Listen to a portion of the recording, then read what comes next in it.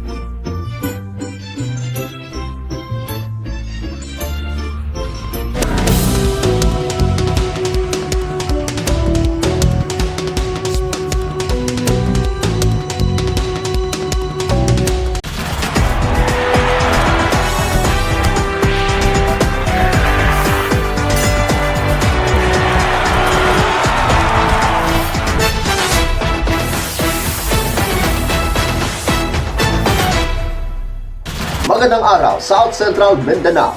Narito ng mga pangunahing balita sa Soxergen Headliners ngayong Disyembre 22, taong 2023. Atletang Cotabateño, patuloy ang pamamayagpag sa Batang Pinoy at Philippine National Games.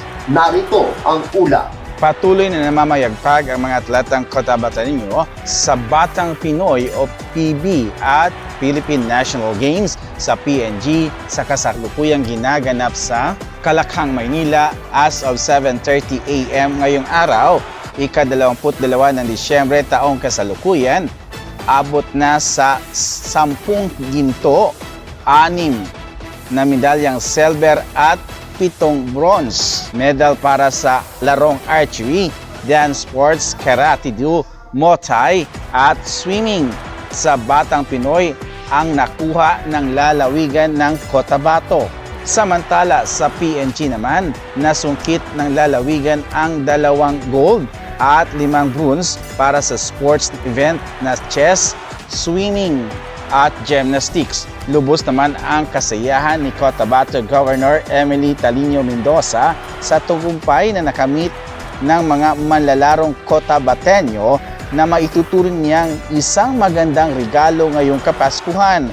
Kung matatandaan, naglaan ang pamahalaang lalawigan ng higit na 6.7 million pesos para sa transportasyon ng van rental at plane tickets, pagkain, uniforme at allowance, kasama na ang concentration training ng mga atleta na sumabak sa naturang kompetisyon.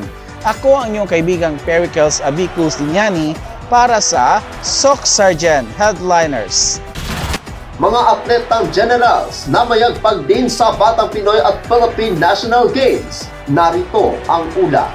Ay ng Barangay Dadiangas West na si Rachel Chen Y. Civiliano ay nasungkit ang gold at silver medal sa Muay Thai competition ng Batang Pinoy National Championship na ginanap sa Manuel Rojas High School sa Paco, lungsod ng Maynila. Nakuha ni Civiliano ang gintong medalya sa kategoryang Combat 16 to 17-year-old, 48 kg. Silver medal naman sa Way Crew 16 to 17-year-old category. Nakapag-uwi rin ng silver medal ang Team Jensen sa 3x3 women's basketball ng Philippine National Games na ginanap sa Ninoy Aquino Stadium, Rizal Memorial Sports Complex. Ang women's basketball team ay binubuo ni na Sherry Hart M. Chavez, Cassandra Faith M. Chavez, Maria Alexa A. Havilosa at Chrissy D. Yesa N. Allen. Habang nagwagi sa semifinal round ang Team Jensen sa Beach Volleyball Boys Under 17 matapos talunin ang Team Pangasinan sa ika-21 ng Disyembre taong kasalukuyan sa Novales Sand Court sa Ayala Land and PNBF Santa Rosa, Laguna. Ang Team Jensen ay pasok na sa championship match laban sa koponan ng Bacolod City na gaganapin ngayong araw, ika-22 ng Disyembre taong kasalukuyan sa Novales Sand Court, Laguna. Ang pambato ng Jensen sa Batang Pinoy Beach Volleyball ay sina Adrian Troy E. Torrivillas, Giancarlo T. Igot at si Chris C. Ricabo. Kasalukuyan ang lungsod ng General Santos ay pang 27 sa talaan ng mga medalya na may 5 ginto, 11 silver at 11 bronze. Nasa Rion 12 ay nangunguna ito. Ang lalawigan ng Cotabato ay nasa ika-31 sa buong talaan na may 5 gold, 3 silver at 9 na bronze na pangalawa sa buong Rion 12. Ang lalawigan naman ng South Cotabato ay nasa ika-66 na talaan at pang-3 sa buong Rion 12. Ang lungsod ng Tacloban ay nasa ika-71 sa kabuuan ng talaan na may 1 gold, 2 silver at bronze at pang-4 naman sa Rion 12. At ang lalawigan ng Sultan Kudarat ay nasa ika-83 sa kabuuang talaan na may 1 gold, 1 silver at 5 bronze at pang-5 sa buong Rion 12. Sa ngayon, patuloy pa rin ang pakikipaglaban ng mga atleta mula sa Rion 12 laban sa ibang lungsod at lalawigan. Ako ang inyong kaibigan Pericles Abico Sinyani para sa Soc Surgeon Headliners. Para sa uling balita, LGU Tacurong Nutrition Committee nagsagawa ng pagpupulong. Narito ang ulat.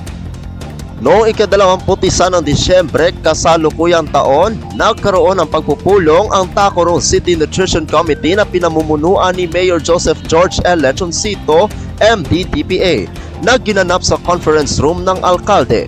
Sa pagpupulong, napag-usapan ang pagpapalakas ng nutrition initiative sa mga bata sa lungsod, gaya ng pagmonitor sa mga nutritional status ng mga bata at pagsasaayos sa struktura ng komitiba para mas lalo pang maging epektibo ito. Ako ang inyong kaibigang Apolinario 30 Valencia para sa Soc Surgeon Headliners.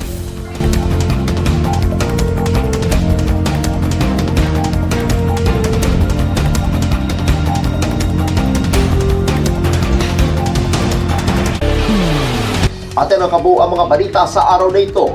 Mga balitang kailangan ninyong malaman. Balitang walang kinakampihan. Mga balitang totoo.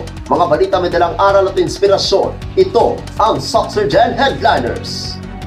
Hanggang bukas, maraming salamat at magandang araw, kaibigan.